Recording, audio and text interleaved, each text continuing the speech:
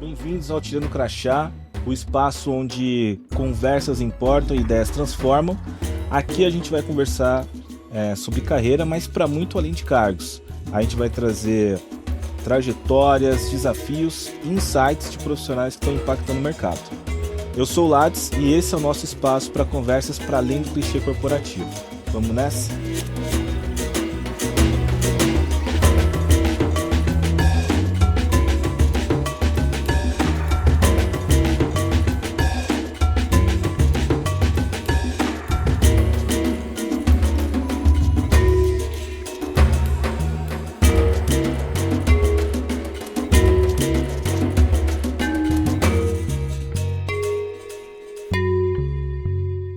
Hoje estamos recebendo aqui a Vanessa Pimentel, que é professora na Fundação Dom Cabral e sócia fundadora da Sankofa, né, uma consultoria especializada em RH para startups e PMS.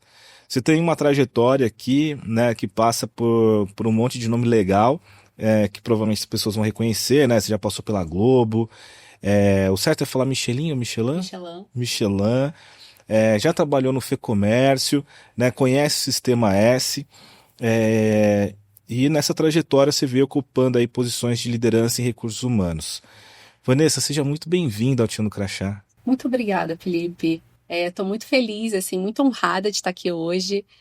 Acho que é um projeto muito especial e é tão bom a gente falar podendo tirar o crachá, né? Assim, de um modo geral, o que eu tenho visto são conversas muito profundas, mas às vezes densas, né? Eu acho que a tua proposta da gente ser real, transparente, assim, é uma proposta que me toca, assim, com muita profundidade. Obrigada pelo convite. Obrigado você por estar aqui. Tua trajetória é interessante, em específico porque ela já começa com uma coisa legal de explorar, que foi a tua graduação no Direito. Então eu acabei de falar da tua mini-bio, só falei de recursos humanos, mas a tua graduação começa no Direito. Então antes da gente mergulhar um pouco mais no que foi toda a tua jornada, eu queria que você se apresentasse brevemente contando aonde que entra o Direito na história da Vanessa. Tá bom. E é interessante a gente abrir com essa reflexão, porque talvez há um pouco mais de um ano atrás, se você me pedisse para eu me apresentar, eu ia falar basicamente da minha ocupação, né? Porque eu acho que a gente ainda remete muito ao que a gente faz e pouco ao que a gente é. E durante esse último ano, assim, que foi um ano de muita experimentação, de novos aprendizados, eu aprendi a me redefinir. Então, acho que eu sou uma pessoa super curiosa, e essa curiosidade eu acho que vem desde a infância. Eu lembro dos meus pais falando muito sobre essa característica e o desafio que eu imagino que deva ter sido, porque meu filho também é super curioso. E aí agora a gente vê, né? Exatamente, então agora o jogo virou. Então eu tenho essa característica de curiosidade. Por que eu falo isso? Porque essa característica foi uma característica que me acompanhou ao longo da minha trajetória profissional. Então, muitas vezes a gente perde as características de essência que a gente tem ao longo da jornada corporativa, porque a gente se adapta ao mercado, a gente se adapta ao modelo de organização onde a gente está, mas essa característica foi uma característica que eu trouxe ao longo dessa jornada e que me ajudou a conquistar ou a ocupar as posições que eu ocupei ao longo da minha jornada. E muito por esse processo de querer saber mais, de querer entender por que não, ou de não concordar com o que estava dado. Então, isso aqui está posto, mas por que tem que ser assim, né? Essa coisa muito do desafiar o status quo. Então, eu tenho muito essa característica e eu acho que é super importante. Eu me apresento assim porque essa é efetivamente quem eu sou. E uma coisa que veio da minha infância também, da minha base familiar, é essa coisa de ouvir histórias. Então, acho que isso acabou me levando para o RH, né, conectando com a tua pergunta. Então, eu fiz direito porque era o caminho natural para minha família, né? Eu consegui um processo de bolsa. Meu pai é funcionário público, então esse caminho do direito era um caminho seguro, né? Então, meu pai é funcionário público, eu tinha que fazer direito para seguir a carreira do funcionalismo público, porque era o que tinha dado certo. Então, mas essa característica de ouvir histórias, de querer entender um pouco mais, de me conectar com as pessoas, me levou para entender e descobrir o meu próprio caminho. E aí, tudo se transformou a partir do RH e de outras habilidades que eu fui desenvolvendo ao longo dessa jornada. Acho legal porque a gente aqui, né, fazendo esses papos sobre carreira, tem aparecido, tem os casos também, né, de quem já sabia qual era a graduação, foi certeiro, mas a gente tem esses casos de quem começa, às vezes não termina a graduação, no meio escolhe outra coisa, ou quem se forma, mas depois escolhe um outro caminho para seguir. E no teu caso, foi isso, né? Você foi estudar direito, mas você já trabalhava com outras coisas, né? Até em cabine 3/4 você trabalhou. E aí você chegou a ter um estágio dentro da área jurídica, né? Quando você estava na faculdade, mas em algum momento você faz essa transição. Como que foi, né, sair do direito, fazer essa transição do direito para RH? E isso já te ensinou alguma coisa sobre planejamento de carreira? Muito bom ponto, né? Eu acho que lá no início da minha jornada, eu não tinha muito essa visibilidade de planejar a carreira, né? Acho que, dadas as condições, eu mal planejava o próximo passo. Eu sentia alguns incômodos e esses incômodos faziam com que eu me movimentasse. Então, durante a faculdade eu trabalhava numa cabine de foto 3x4, mas essa habilidade, esse trabalho também me trouxe essa habilidade de aprofundar relacionamento, conversa, escuta, troca com as pessoas. Então, acho que tudo que a gente tem de experiência profissional na nossa vida, que hoje as organizações aproveitam um pouco. Então, quando alguém chega para um RH e fala, olha, eu tenho uma experiência de atendimento numa cabine de foto 3x4, e aí eu quero uma posição de RH, eu não consigo, enquanto empresa ainda, e RH, conectar essa competência. Muito do que se aprendeu lá na cabine 3x4 eu trago para minha jornada profissional até hoje, essa capacidade de escutar, de troca, de entender o que a pessoa está sentindo, de identificar visualmente as expressões corporais numa reunião, por exemplo, e direcionar a minha conversa a partir daquela percepção. Então, acho que é um gap que o mercado precisa entender, né, ampliar um pouco melhor essa avaliação de skills, né, principalmente quando a gente fala de trazer habilidades diferentes, competências diferentes, perfis diferentes, principalmente cognitivos, intelectuais, enfim. Mas voltando aqui, né? Então, essas habilidades me ajudaram a migrar do direito para o RH, ainda sem entender muito o que eu queria de planejamento de carreira, mas a partir daí eu pensei, eu posso fazer coisas diferentes, eu posso fazer coisas mais legais, eu posso fazer coisas que estão mais alinhadas ao que eu entendo que me faz feliz, né? Que está mais alinhado com as minhas habilidades, com o meu propósito. Então eu acabei migrando por um convite, não por planejar que isso acontecesse, mas a partir daí sim, alguns próximos steps foram se abrindo para mim, justamente por esse olhar de eu quero entender qual é o próximo passo.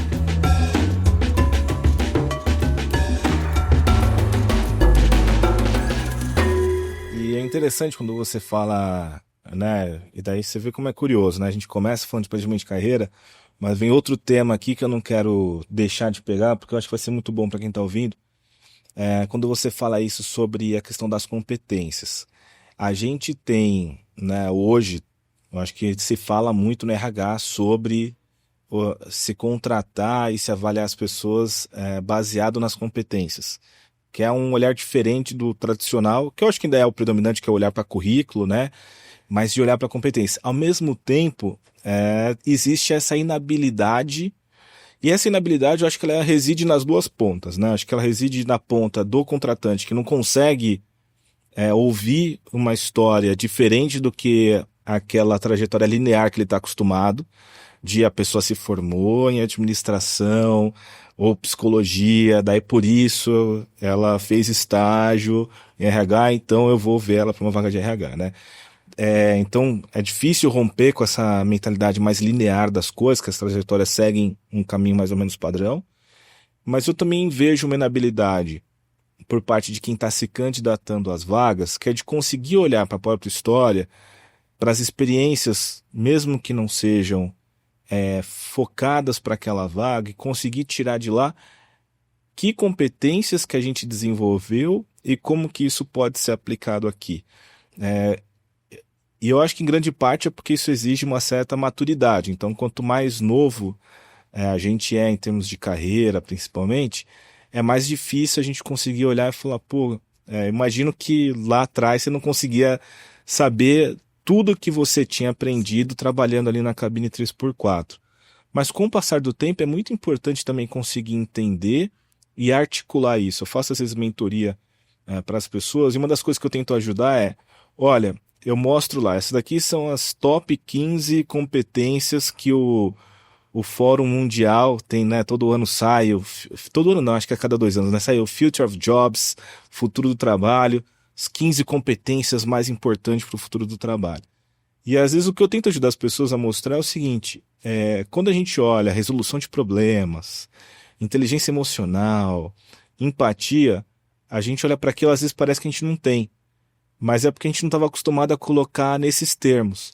E aí, às vezes, o que a gente tem que conseguir é fazer esse trabalho de tradução, de olhar e falar assim, quando eu consigo, né, fazer tal coisa, eu estou desempenhando isso aqui. Quando eu consigo dar um jeito, com poucos recursos, não sei o que, é resolução de problema.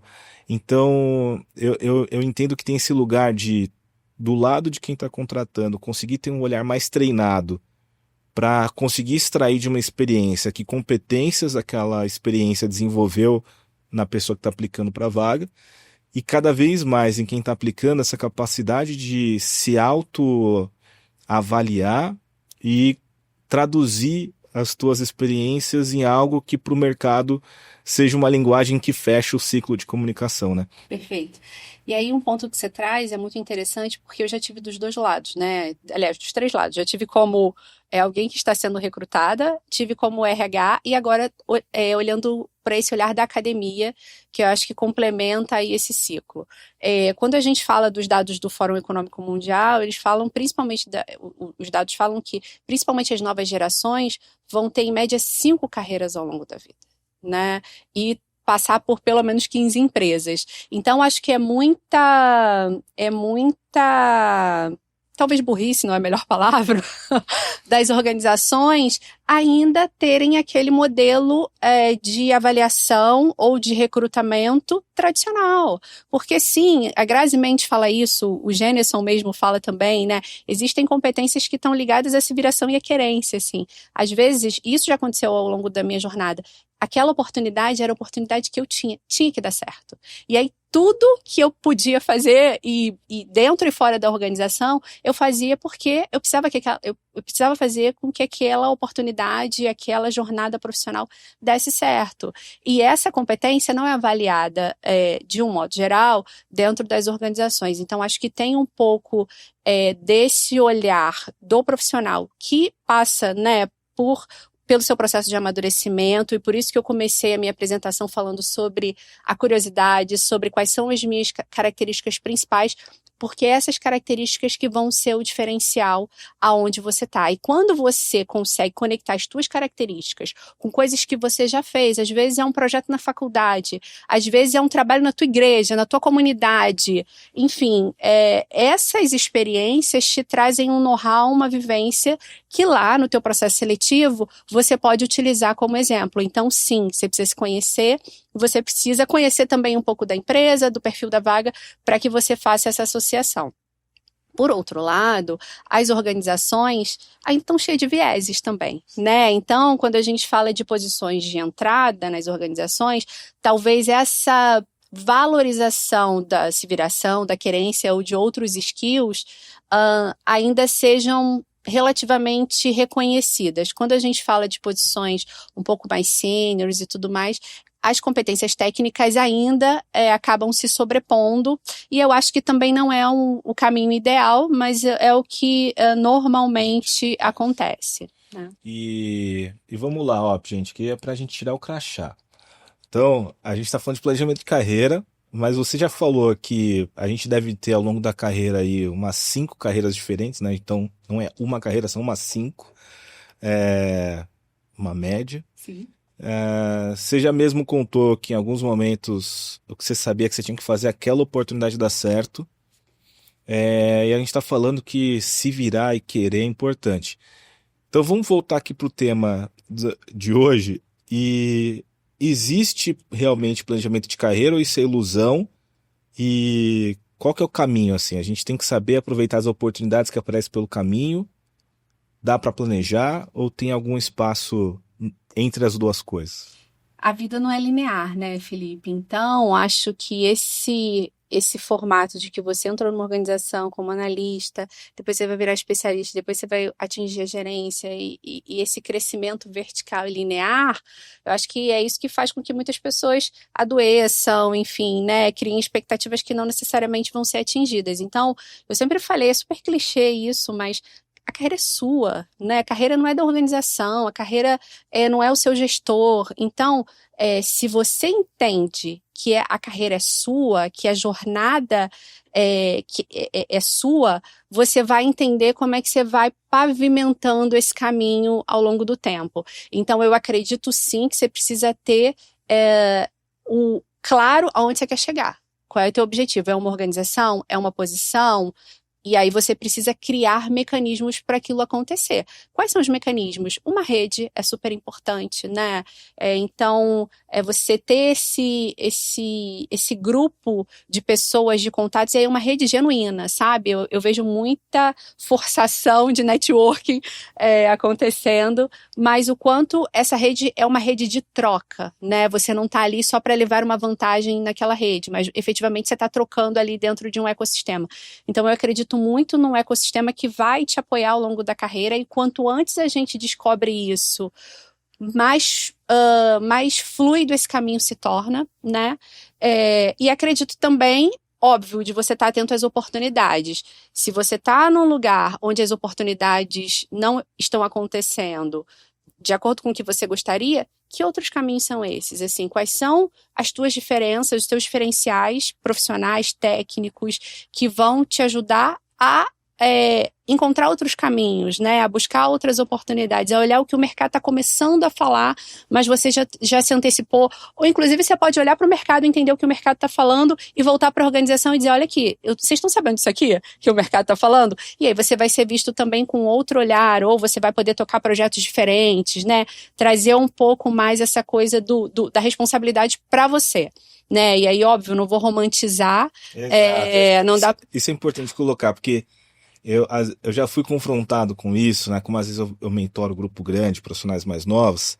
Às vezes assim, mas daí você está tirando a responsabilidade da empresa, da liderança. Não, não é isso. A grande questão, acho que aqui no Sem Romantizar, é que muitas vezes, se eu estou falando pro profissional, e às vezes eu tenho mais de uma posição, às vezes eu estou na posição de falar com a empresa, estou na posição de falar com a liderança. Eu vou falar o que eu entendo que essa pessoa precisa ouvir.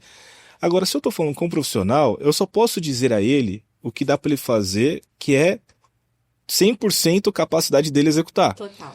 Então, a gente pode concordar aqui que tem várias coisas para mudar nas empresas, na liderança. Tá tudo certo, esse poderia ser um outro episódio.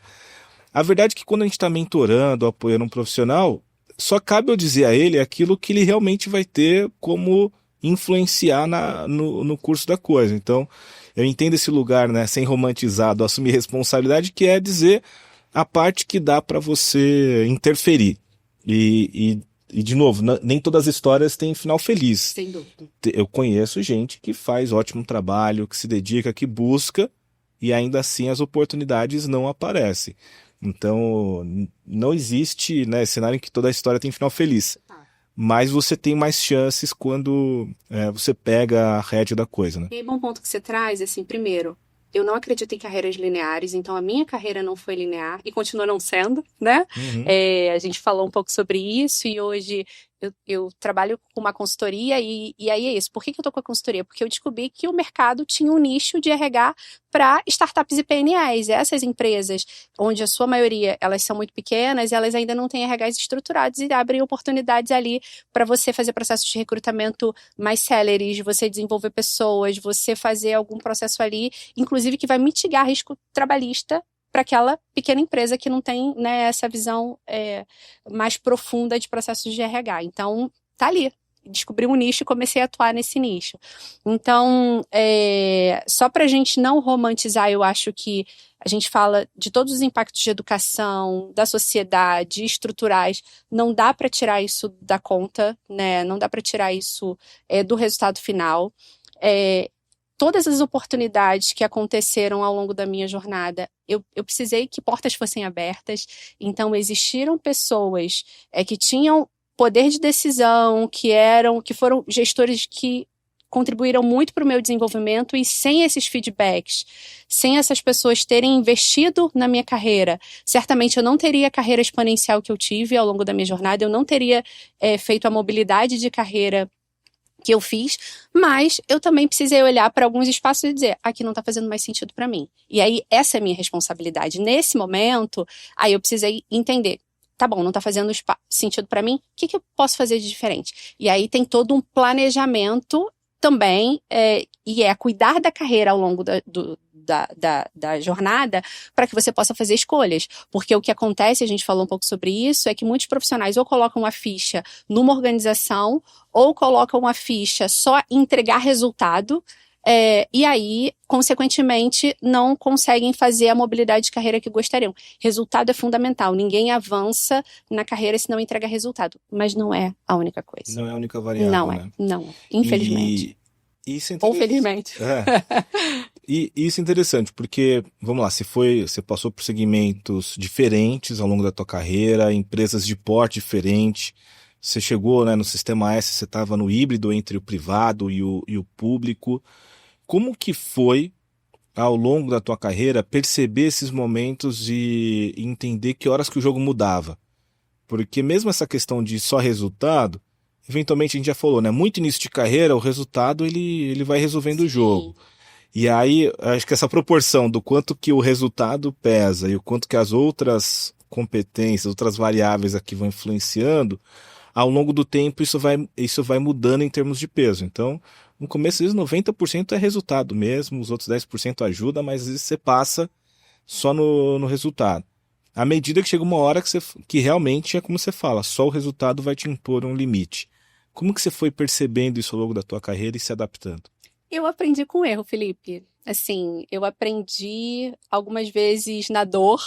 A gente fala muito dos processos de aprendizado formais, intelectualizados, mas muitas vezes ao longo da minha jornada eu aprendi apanhando, eu aprendi sofrendo. O bom é que eu tive pessoas ao longo dessa jornada que também tiveram um olhar de generosidade para mim e me ajudaram com feedbacks muito verdadeiros e honestos a dizer, olha, aqui você vai precisar desenvolver outras habilidades. Eu tive um tempo de maturidade, de maturação do desenvolvimento dessa competência. Então, duas coisas. Primeiro, o gestor, de novo, né, essa importância do gestor que vai olhar, que vai desenvolver, que vai olhar para a pessoa e vai dizer, olha, esse aqui precisa ser lapidado, mas eu acredito nesse profissional, e isso eu acho que é a responsabilidade das empresas e da liderança, né? Hoje a gente, às vezes, faz gerenciamento de impressão, não quer ter conversa difícil, ou não tem tempo para desenvolver as pessoas.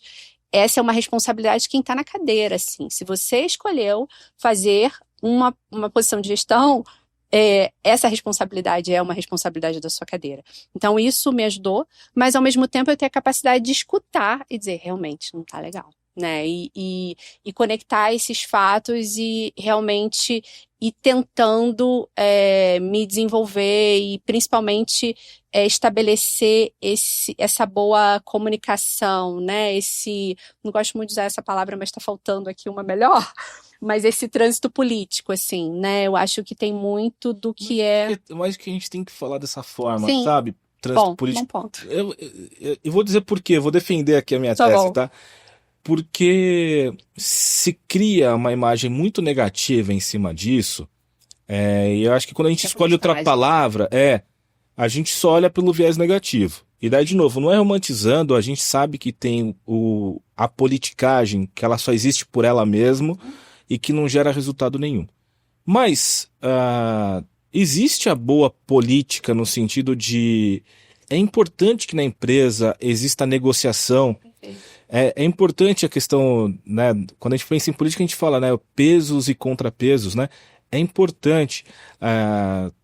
Umas semanas atrás eu estava conversando com o head de tech que responde para mim. E aí ele tava falando, eu cobrei ele de umas coisas, ele falou, mas é que o cara de negócio tá me pedindo outros. Eu falei, e vocês vão sentar e negociar? Ou a tua expectativa é que eu vou pegar o backlog na mão e eu vou decidir o backlog? Porque cada um tem uma visão com viés, né? A gente tá falando de viés. Um tem um viés que tá olhando mais pro cliente final, o outro tem um viés que tá olhando pra estruturação. Ambos os vieses são importantes. O que a gente não pode é ficar num viés 100% com viés e não ponderar as duas coisas. Então, nesse aspecto, a boa relação política entre eles é fundamental, inclusive, para o negócio ser melhor. Então, a política ela é importante para o negócio, é importante para nossa carreira. Eu acho que quando feita de forma saudável. Sim. Eu acho que a gente pode complementar, se a gente quiser falar de uma forma mais tênue e atenuada, essa capacidade de mobilização mesmo, né? A gente fala, eu vim de empresa de resultado, depois para uma empresa onde você precisava influenciar, e essa palavra influenciar, ela é muito desafiadora, né? Porque você precisa ter uma credibilidade para você influenciar, né? Você precisa construir esse lugar de confiança. Você só consegue influenciar aquela pessoa que confia em você, aquele seguidor, né? São os influencers agora do mundo real. Então, você precisa ter uma relação de confiança estabelecida com essas pessoas. E essa capacidade de mobilização, ou trânsito político, como a gente falou antes, eu acho que é um lastro que a gente precisa olhar um pouco mais, né? Principalmente, dependendo de onde você veio, quando você tem acessos, normalmente você já tem um pouco essa habilidade, né, de negociação, de transitar, de influenciar. Mas quando você vem de um lugar onde você entende que o resultado é o que vai te fazer alcançar, né, essa falsa ideia de que eu entrego e naturalmente eu avanço, às vezes a gente peca porque fica só orientado para o resultado e não consegue estabelecer essas conexões, essas mobilizações internas, enfim, essa influência. Perfeito. E uma outra coisa, né, quando você falou da importância do feedback, do estar atento a ouvir, eu diria que uma outra coisa também é que a escuta ativa não é só para o que é verbalizado. Eu tive um caso, foi curioso, porque eu comecei minha carreira numa área bem técnica, trabalhava com modelagem, risco de crédito, e eu brinco que o slide só tinha credibilidade se ele era feio. Porque como era um grupo que tinha muito estatístico, economista e tal, se o PowerPoint era bonito, eles achavam que o trabalho estava mal feito e você estava tentando mascarar o modelo mal feito com o slide bonitinho. E aí depois eu faço uma mudança dentro do banco e vou trabalhar mais com a parte da gestão comercial. Então, tem um trabalho muito aqui de mobilização, no sentido de que a comunicação que a gente levava era para engajar o time comercial e o pessoal querer vender mesmo e chegar na meta. E aí, eu saí de um lugar que o pessoal achava que meus slides eram muito bonitos, e isso era até um problema às vezes. Eu tinha um trabalho de deixar mais feio, e de repente eu vejo que eu estou me esforçando para deixar um slide, uma apresentação legal, e eu percebo que meu chefe sempre pegava e ele refazia os meus slides. Ele não fazia isso com mais ninguém, com mais nenhum par meu. Eu soube ouvir aquilo antes que ele falasse. E aí eu peguei, contratei um curso na época numa escola que era voltada para apresentações, deve existir ainda. Mas, cara, comprei o curso, fiz o curso, livro, assim, emergi.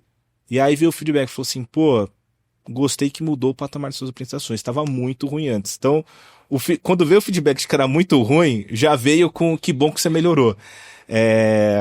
Mas eu acho que isso é um pouco do trabalho de escutativa, que às vezes nem tudo chega bem estruturadinho. Deveria, concordo com você, deveria, né? Quem está no papel de gestão deveria conseguir passar bem esses feedbacks. Mas às vezes as coisas vão chegar de outras formas. É importante estar com um olhar sensível ao ambiente para você perceber que horas que meu trabalho está batendo e voltando. O que está por trás? O que não está indo para frente? Para que você possa ir conduzindo esse teu desenvolvimento de carreira, né? Perfeito. Eu acho que é um pouco de inteligência contextual, né? Quando eu me remeteu de novo lá, acabei em 3x4, porque você bota lá a pessoa bonitinha, tira o dinheiro da foto sair do meu bolso, se não der certo, e quando a pessoa pega a foto, ela não precisa nem falar nada, né? Você já viu na cara dela que não estava legal. Então, acho que é um pouco disso, assim, você tendo essa capacidade de leitura de cenário, que isso, assim, vem com o tempo. Mas acho importante essa conversa que a gente está tendo, porque talvez as pessoas que estejam até com mais tempo de carreira não tenham essa habilidade de fazer a leitura do cenário. Então, sim, a todo momento, o contexto organizacional, os códigos daquela organização, eles estão ali para a gente perceber. Numa reunião, como é que a tua fala está sendo lida, o quanto as ideias que você está propondo efetivamente estão avançando, como é que você adapta a tua comunicação para cada interlocutor que você tem dentro da organização.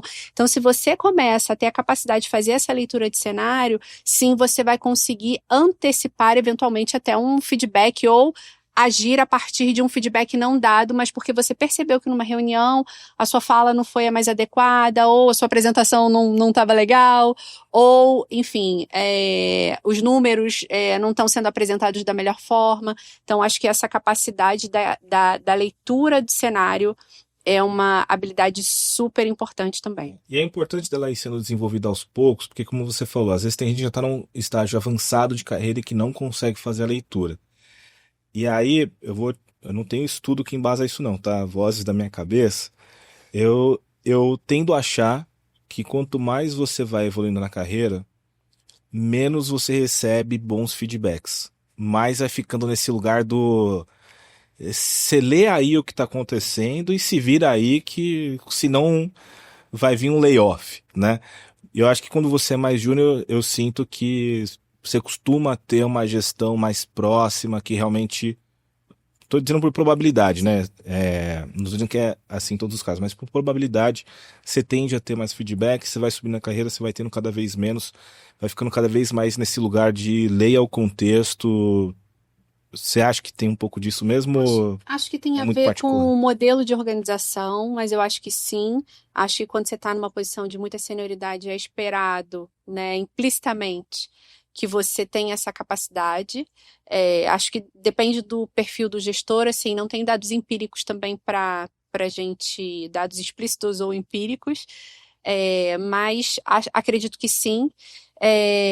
O que eu acho para além disso, é a capacidade que as pessoas não têm dentro da organização, a gente falou um pouco de conversas difíceis, de trazer as verdades que precisam ser ditas, né? Então, não necessariamente vai ser um feedback formal, estruturado, mas uma verdade cuidadosa que precisa ser dita ali naquele contexto, e talvez aquilo já seja suficiente para você tomar uma ação ou para você olhar para determinado assunto com mais cuidado. Eu vejo o quanto a gente ainda gerencia muitas impressões, e aí quando a gente está falando de posições de liderança, isso serve para cima e para baixo, então dificilmente, dependendo da cadeira que você esteja, um liderado vai ter a coragem de dizer algo para você, e ao mesmo tempo a gente também, muitas vezes, está preocupado em avançar na carreira. Então, eu também não vou ter coragem de dizer para o meu gestor, né, o meu diretor, etc., aquilo que ele precisava ouvir ou aquilo que eu preciso que ele me diga. Então, isso acaba impactando as carreiras, impactando os resultados organizacionais de um modo geral.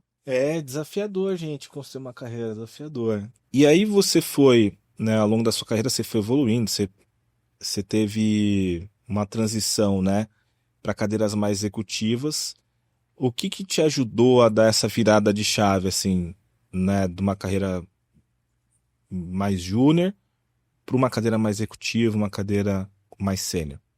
Eu acho que essa capacidade, essa curiosidade me levou a imaginar um próximo passo, assim. Acho que não sonhar alto, sonhar grande, como a Grazi Mendes também, né? Eu gosto muito de citar a Grazi Mendes porque ela é uma pessoa muito viva, assim, né? Para mim, muito viva de saber, né? Então, a Grazi Mendes, ela fala que imaginar é coisa dos grandes, né? Eu não tinha esses grandes sonhos, mas eu imaginava que eu queria aquele próximo passo. Então, eu sempre tive essa capacidade de o que eu preciso fazer? Quais são as ferramentas que eu preciso buscar? Quem está sentado naquela cadeira, que são os códigos empíricos, né, que a organização traz para gente. Quem está sentado naquela cadeira, o que aquela pessoa está fazendo? Quais são as habilidades que ela tem? Como é que o mercado está olhando para o profissional que está sentando naquela cadeira? Então, eu busquei essa qualificação formal mesmo, acadêmica e etc., mas busquei também mentorias, processos de desenvolvimento laterais, né? Essa construção de um network mais intencional mesmo, para que eu pudesse ter mais robustez para falar de temas, para ampliar repertório, para transitar em lugares onde aquele assunto estava sendo debatido. Então, eu sempre fui muito aberta, mesmo estando linkada ali como CLT, alguns CNPJs, eu sempre olhei muito para o mercado, porque eu queria entender como é que o mercado estava tratando aquele assunto, e voltava para dentro da organização e falava, olha, eu ouvi esse tema aqui num fórum que eu participei, num congresso, numa reunião, na academia, e aquilo acabava me gerando também uma possibilidade de liderar aquele assunto, né, de trazer uma provocação diferente para como a organização estava tocando aquele assunto. Então, a partir do momento que eu entendi que eu precisava me planejar, ou eu entendi que eu queria um próximo passo, eu comecei a estruturar um pouco melhor essa jornada, sabe? Para efetivamente conseguir alcançar essa posição, as posições. Então, curiosidade e rede de relacionamento. Rede de relacionamento. Ecossistema. Eu diria que é um ecossistema. Ecossistema. Você acha que esses são os seus 2 pilares? Eu acho que sim. Eu tenho muita facilidade de me conectar com as pessoas, assim, eu gosto muito de escutar histórias. Eu acho que isso vem lá da cabine 3x4, eu vou falar muito da cabine 3x4, porque eu escutava muitas histórias e eu acho que hoje, pelas questões de polarização, a gente perdeu essa capacidade de escutar as histórias. Porque a gente começa a olhar, as pessoas começam a contar histórias delas, e a gente começa a olhar aquilo que a gente tem de diferente, assim, essa pessoa muito diferente de mim, aqui na minha bolha, no que eu... A gente perdeu essa capacidade de aprender com o outro, de ouvir histórias, de ouvir a partir daquela vivência. Então, acho que essa capacidade de ouvir histórias e o interesse verdadeiro de ouvir histórias me ajudou também, e ainda me ajuda, né, a permear dentro desse contexto corporativo, academia, empreendedorismo, enfim. Então, acho que é uma habilidade importante e a gente tem muito mais em comum, via de regra, com as pessoas, mesmo aquelas pessoas que são muito diferentes de nós. A gente tem muitas coisas em comum, então que a gente recupere essa capacidade de socialização, de olhar para o outro, para escutar verdadeiramente o que ele tem a dizer. Tem um podcast que eu assisti, ele é bem antigo, mas que eu assisti recentemente, um podcast não, um TED, que fala de uma parlamentar da Dinamarca, se eu não me engano, não lembro exatamente qual é o país, mas é da União Europeia, e ela fala, e o podcast é porque eu tomo café com pessoas que me mandam mensagens de ódio. É super interessante, é um TED que eu super recomendo, e ela conta um pouco dessa história, assim, por que as pessoas a odiavam simplesmente porque ela é uma mulher muçulmana e etc., que assumiu uma cadeira no Parlamento Europeu. E aí, o quanto ela aprendeu a partir da escuta dessas pessoas, né? Não estou dizendo que a gente tem que tomar café com quem odeia a gente, não. Não coloquem a vida de vocês em risco, mas eu acho que é um pouco disso, assim, da gente resgatar essa capacidade de ouvir histórias e aprender com elas, por mais diferentes ou incômodas que elas sejam. Perfeito. Muito bom. Vou procurar esse TED depois. Depois eu mando a referência certinho. A gente depois coloca na legenda. Mas, igual a gente tinha o disclaimer, né, quando a gente era criança, crianças, não repitam isso em casa, né? Pode ser perigoso, provavelmente ela vai com segurança, né? Deve ter toda uma estrutura para ela tomar esses cafés. É importante a gente tomar cuidado.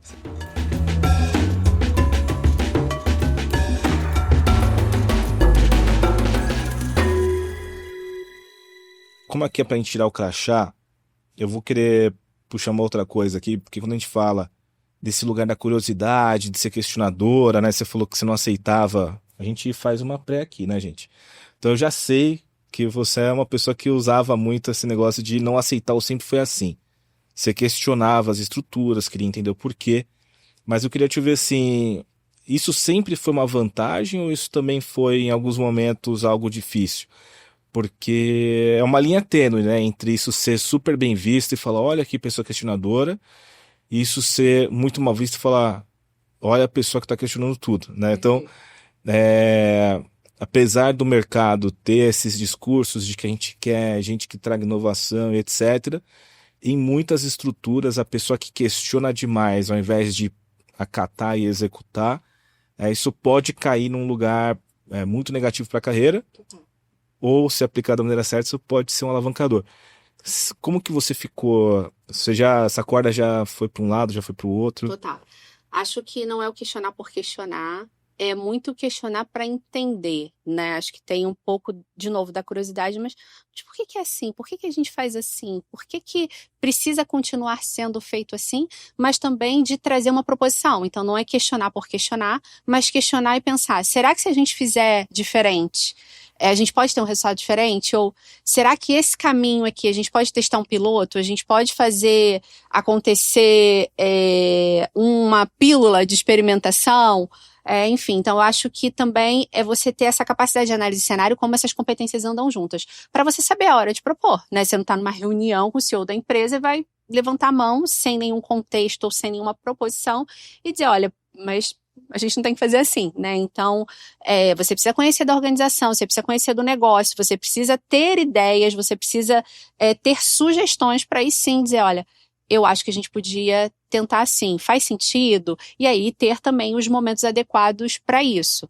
Eu vejo como uma vantagem competitiva, sim, ainda. Eu acho que não são todas as organizações que estão abertas a questionamento, quando a gente fala principalmente de organizações de matriz mais familiar, né? Normalmente a gente está falando de uma estrutura onde existem regras a serem cumpridas, então realmente não é toda a organização, mas de novo, né, o quanto você pode usar alguma habilidade que você tem, alguma vivência a seu favor e questionar, mas para entender e principalmente propor novas coisas, porque eu acho que é assim que você vai se diferenciar. E aí de novo você vê como que junta a importância da inteligência contextual que você falou, Total. porque ela ajuda a dar o tom para várias outras coisas que a gente executa. Então, as coisas são assim, né? Elas podem dar certo e às vezes a mesma atitude pode dar errado, e eu acho que a inteligência contextual ajuda a calibrar muito isso, até para entender onde você está pisando e como tem que fazer. Tava conversando com uma pessoa que estava trabalhando numa empresa que eu trabalhei muitos anos atrás, ela foi desligada. E aí eu tava contando de experiências que eu tive nessa empresa, de como que era a cultura, que, beleza, já faz mais de 10 anos que eu não trabalho lá, imagino que as coisas tenham mudado. Mas a gente também sabe que cultura, ela muda muito lentamente ao longo do tempo, né? Porque a não ser que você realmente jogue abaixo, troque né, uma quantidade muito grande de pessoas, a cultura tá nas pessoas em como elas se relacionam. E normalmente não é muito saudável você trocar mais de 30% de uma equipe, provavelmente vai impactar no resultado final. Então a cultura, ela tem, por natureza, essa característica de ser mais perene ao longo do tempo, com uma mudança mais incremental. E aí quando eu fui falando de coisas desse tempo, né, de muitos anos atrás dessa empresa, a pessoa olhou para mim e falou assim: agora está muito claro aonde eu falhei e por que eu fui demitido. Porque, de fato, a pessoa chegou acreditando piamente no discurso que o RH disse, que era a gente está trazendo você para trazer ideia nova. E ele não conseguiu ler que existiam determinadas reuniões com determinadas pessoas que não era o momento dele ser a pessoa que tinha muita ideia para dar. Então ele acreditou demais no discurso da contratação, aplicou com toda a vontade, mas não conseguiu, quando entrou na empresa, fazer essa leitura de cenário e fazer as adaptações necessárias para aplicar aquela competência. Então acho que essa capacidade de inteligência contextual, acho que ela ajuda a dar o tom a várias outras fortalezas que a gente tem, que se mal aplicadas vira contra a gente mesmo, né? Como eu falo, sou um cara muito pragmático e sistemático, mas eu tenho que tomar cuidado porque tem determinadas reuniões que eu tô com uma pessoa mais visionária que eu tenho que entender que aquela reunião eu tenho que deixar a pessoa viajar. O horário de eu aterrissar é outro momento, não é aquele, porque senão eu mato o processo criativo. Então eu aprendi que é muito boa a minha capacidade de aterrissar coisas, estruturar e ver clareza. Só que se eu entro muito antes no processo, eu mato a capacidade de um grupo ser criativo. Então eu já sei que eu tenho que respeitar que tem um momento que a pessoa viaja, me dá muita ansiedade, mas daí eu lido com o meu sentimento e eu volto com o meu pragmatismo na hora que tem que entrar com ele. Tudo isso é esse aprendizado de como que você usa aquela tua característica para ela ser uma potência e não uma interferência dentro do ecossistema. Você falou num determinado momento da tua fala de que a curiosidade te permitiu sonhar em ocupar, em estar em alguns espaços. E uma das coisas que você fez na tua carreira, eu imagino que seja um privilégio de uma minoria dentro do mercado de trabalho, que é tirar um tempo sabático. E aí, eu acho que deve ter sido uma decisão não muito fácil de tomar, Porque você estava num momento que você estava numa posição executiva, você estava muito bem de carreira, e você falou, não, eu vou tirar um tempo sabático. Como que foi a possibilidade de sonhar com o tempo sabático? Eu ainda não estou sonhando com isso, gostaria de colocar nos meus planos de carreira, mas ainda não consigo visualizar isso acontecendo. Como que foi visualizar isso, né? Conseguir sonhar com essa possibilidade e ter a coragem de colocar esse plano em execução? Primeiro, assim, acho que é importante falar que é um lugar realmente de privilégio, né? A gente fala muito de uma sociedade onde a maioria das pessoas ainda luta todo dia pela sua sobrevivência, e aí fazer um sabático realmente é um lugar de privilégio e de sonho, mas é um lugar também, Felipe, de muito planejamento, né? Um sabático você não resolve fazer, pelo menos dentro da minha estrutura de onde eu vim, eu não decidi fazer esse sabático do dia para noite, assim, né? Eu entendi o que eu queria e o que eu não queria.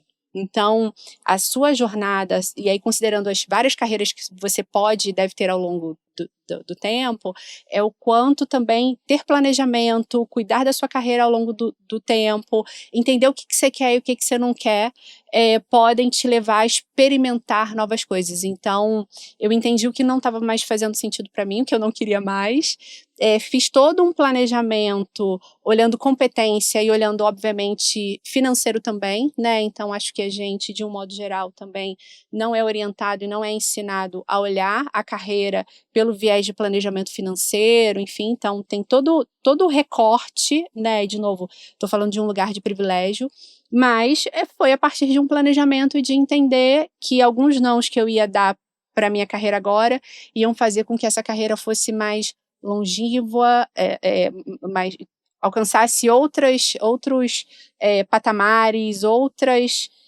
experiências, outras complementariedades, né? Então, acho que foi um pouco dessa decisão que me permeou fazer uma pausa, olhar as coisas que estavam ao meu redor, olhar que outros caminhos eu queria e trabalhar esse planejamento de forma antecipada. Então, foi muito planejamento, muita antecipação para poder tomar essa decisão. Como que dar aula e falar, né, desses erros, das suas vivências, te ajuda a reenxergar a própria trajetória?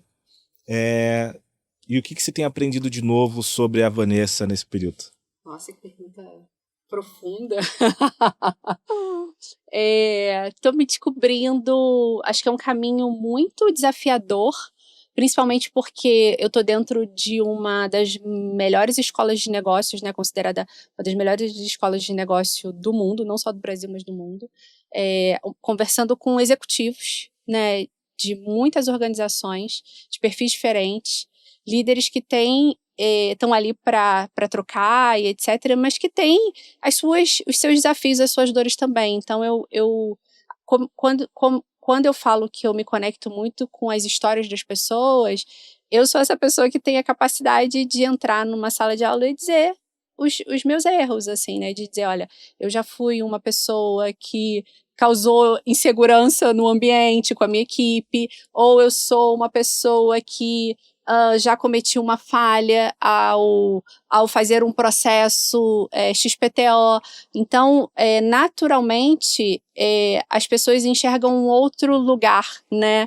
E aí se conectam também, o processo de aprendizado se conecta de forma diferente. Então, eu não estou ali como uma acadêmica, meu background não é acadêmico, meu background é corporativo, e eu trago muito da minha vivência, por isso que eu falo dessa conexão, né, de contar histórias, de aprender com histórias. Então, nesse ambiente de sala de aula, eu aprendo muito com as histórias que eu ouço dos executivos, das organizações de um modo geral, e eu também levo as minhas histórias, né, essas histórias de erro, e eles se conectam com essas dores, então gera ali um processo de aprendizado. Óbvio, a gente tem toda a base contextual, conceitual, né, da disciplina que a gente está tendo ali, mas eu acho que a gente se conecta e a gente aprende muito mais uns com os outros através dessa troca, dessas histórias, e como eu não venho desse lugar de notório saber, né, da academia, para mim é muito confortável nesse ambiente de dizer, eu tive alguns processos de erro que me fizeram aprender e deixa eu compartilhar aqui com vocês. Bom, Vanessa, acho que esse papo está sendo super rico, né? E aqui a gente está pegando alguns pedaços da tua trajetória para explorar e trazer insights para quem está ouvindo. Dava para a gente fazer um outro episódio explorando outros temas. Mas para a gente fechar aqui, se você tivesse que dar um conselho para quem quer saber, para quem precisa melhorar essa capacidade de fazer planejamento de carreira e precisa dar o primeiro passo, precisa sair do ponto zero, qual que é o conselho que você deixa? Eu acho que quanto antes você entender aonde você quer chegar, fica mais fácil de você construir e pavimentar o caminho. Então, o primeiro ponto é entender aonde você quer chegar. Mas até antes disso, de entender onde você quer chegar, é quem você é. Porque, às vezes, onde você quer chegar, a gente precisa ter cuidado para não deixar de ser quem a gente é ao longo do caminho. Então, sim, a gente vai se desenvolvendo, a gente vai mudando, porque nós somos seres humanos e somos mutáveis e a gente vive nesse ambiente dinâmico, incerto, volátil e etc.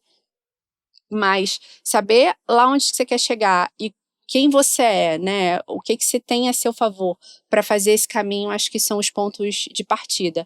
E, para além disso, construa uma rede, né? Construa uma rede de relacionamento sólida, não é uma rede de amizade. Tem amigos também que são importantes ao longo da sua jornada, da sua trajetória, mas entenda que ecossistema é esse que você precisa construir, esse capital intelectual e etc., né? Essas parcerias que você precisa construir ao longo da tua jornada para que, para além do resultado, você possa chegar um pouco mais longe. Então, acho que são alguns caminhos.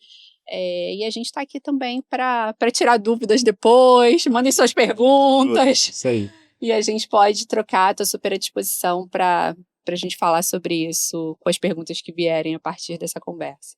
Vamos fazer disso uma conversa. Pessoal, eu saio daqui cheio de insights, mas sem dúvida, eu acho que o tema da inteligência contextual é algo que deveria estar anotado no caderno, no bloquinho de notas de todo mundo que ouviu esse episódio de hoje. Aplicar, acho que esse conceito que a Vanessa está trazendo aqui é fundamental para a gente poder pensar e acelerar nossas carreiras. Aliado a isso, curiosidade não é um tema novo aqui no nosso programa. A importância da curiosidade, de buscar, e esse ponto final sobre saiba quem você é e entenda aonde você quer chegar. Muitas das coisas vão acontecer de fato ao longo do caminho, de acordo com que as oportunidades aparecem, mas como eu digo, é sempre importante ter um objetivo, é sempre importante saber onde você quer chegar, ainda que esse objetivo possa mudar N vezes ao longo do tempo, né? A gente vai ter 5 carreiras, várias carreiras, então não quer dizer que quando você estabelece um objetivo, você nunca mais muda ele. Mas sempre que estiver caminhando, lembra que tem um objetivo e que no dia que for para mudar, muda, mas sempre tenha um para te guiar nessa jornada, tá bom? Vanessa, Obrigada. muito obrigado. Obrigada. E o caminho é seu, né, Felipe? Eu acho que muitas vezes a gente pavimenta o caminho e a gente faz escolhas pensando no outro. Não, o caminho é seu, ele tem que fazer sentido para você. Então, construa esse caminho de acordo com o que faz sentido para você. Obrigada.